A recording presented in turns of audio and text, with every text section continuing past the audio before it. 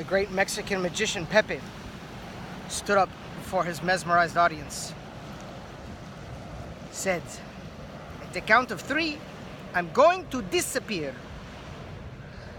The audience stood and they waited in total awe, and he began his count. 1, 2. And then he disappeared without a trace. Get it? 1, 2, trace? What? Okay, never mind.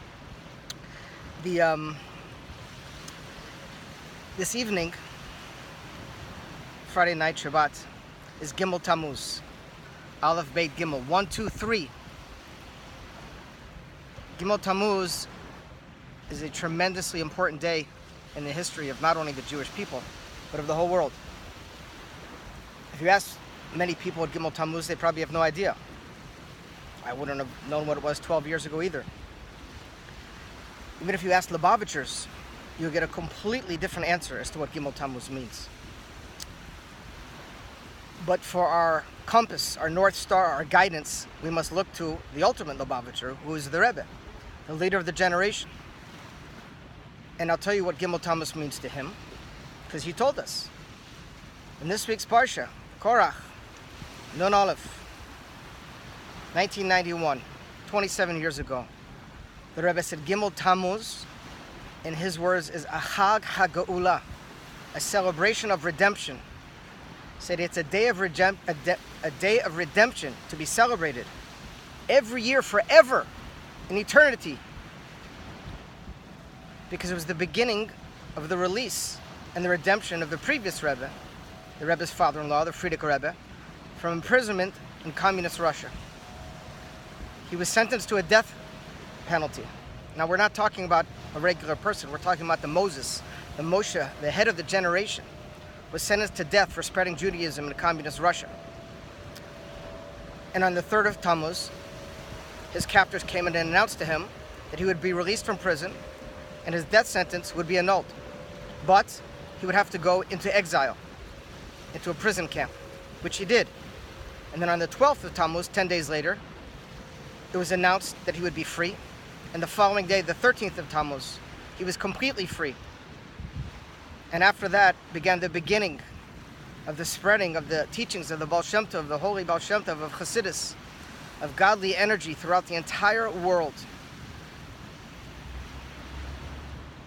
There's 6,000 or 7,000, maybe 8,000 Chabad houses throughout the world since that time to do one thing: prepare the world for the final redemption, which the Rebbe has told us has already started.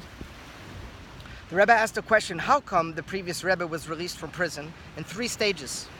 They announced he'd be released from jail and his death sentence, then he was sent to exile, and then he was finally released from exile. And the answer is because God likes to enclose things within the nature. Everything is in patterns of 3.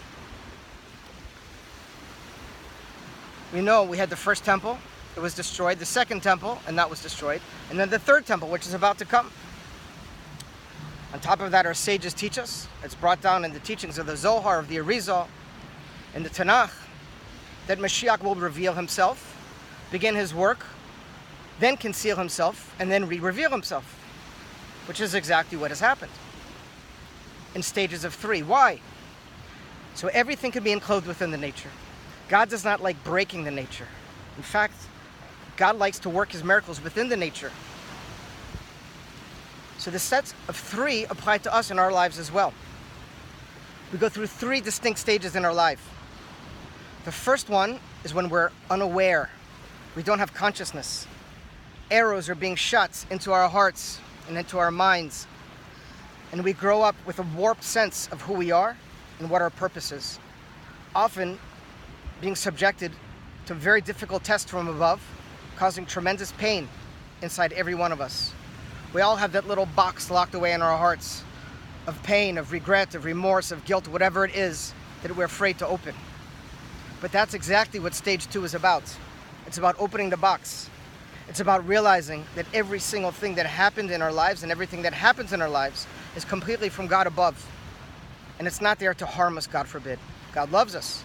It's here to teach us, to be the ultimate teacher, because inside that place of darkness is the ultimate light. is a godly spark of energy that has been entrusted into you so you can let free. And how do you do that? It's called tshuva. To tshuva means to return to your source of life, the pipe of God that keeps us alive and gives us very life. And through tshuva, we return to God, and we get angry that He put us through a hard test. And we ask Him for forgiveness for us, and at the same time, ask Him to forgive us, and for that He should forgive us as well. Because of pain. He made our lives very hard, and it's painful. But at the same time, we didn't exactly do what it is that He instructed us to do. So we cry out to God in pain, and then we ask for forgiveness. And after stage 2, when our heart is pure, and we once again feel a connection to our Creator, we move on to the 3rd stage of life, which is called redemption on a personal level.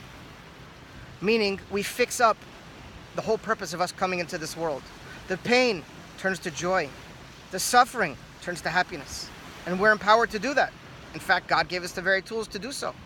He gave us an instruction manual. And He gave us a Rebbe, a leader, to instruct us how. Everything in life is in cycles of 3. You have thesis, antithesis, and synthesis. All 3 of these patterns follow through in our lives.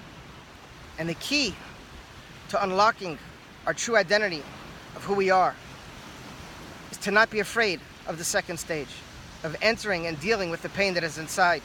Whether that's talking to friends, family, therapists, going to a farbrengen, writing, whatever the case may be, take it out. And then realize you're here for a purpose, and connect to God and carry out His will. And then experience the 3rd stage, which is complete redemption. And any moments, God will fulfill His promise. And the Rebbe will reveal Himself as predicted and take us all out of the gullus right now.